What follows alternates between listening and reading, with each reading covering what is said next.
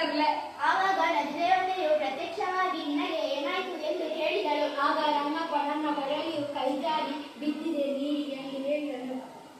ಅದಕ್ಕೆ ನದಿದೇವತೆಯು ನದಿಯಲ್ಲಿ ಮುಳುಗಿ ಚಿನ್ನದ ಕೊಡಲಿಯನ್ನು ತಂದುಕೊಟ್ಟಳು. ರಂಗಪ್ಪ ಇದು ನನ್ನ ಕೊಡಲಿಯಲ್ಲ ಎಂದು ಹೇಳಿದನು. ಪುನಃ ನದಿದೇವತೆಯು ನದಿಯೊಳಗೆ ಮುಳುಗಿ ಬೆಳ್ಳಿಯ ಕೊಡಲಿಯನ್ನು ತಂದು ಕೊಟ್ಟಳು. ಇದು ನನ್ನ ಕೊಡಲಿಯಲ್ಲ ಎಂದು ರಂಗಪ್ಪ ಹೇಳಿದನು. ಆಗ ಪುನಃ ನದಿದೇವತೆ ನೀರಿನೊಳಗೆ ಮುಳುಗಿ ಕಬ್ಬಿಣದ ಕೊಡಲಿಯನ್ನು ತಂದು ಕೊಟ್ಟಳು. ಇದನ್ನು ನೋಡಿದ ರಂಗಪ್ಪ ಖುಷಿಯಾಗಿ ಇದು ನನ್ನ ಕೊಡಲಿ ಎಂದು ಹೇಳಿದನು. ರಂಗಪ್ಪನ ಪ್ರಾಮಾಣಿಕತೆಯನ್ನು ಮೆಚ್ಚಿದ ದೇವತೆಯು ಅವನಿಗೆ 3 ಕೊಡಲಿಯನ್ನು ಕೊಟ್ಟಳು. ರಂಗಪ್ಪನಿಗೆ ತುಂಬಾ ಸಂತೋಷವಾಯಿತು. ಈ ಕಥೆಯ ನೀತಿ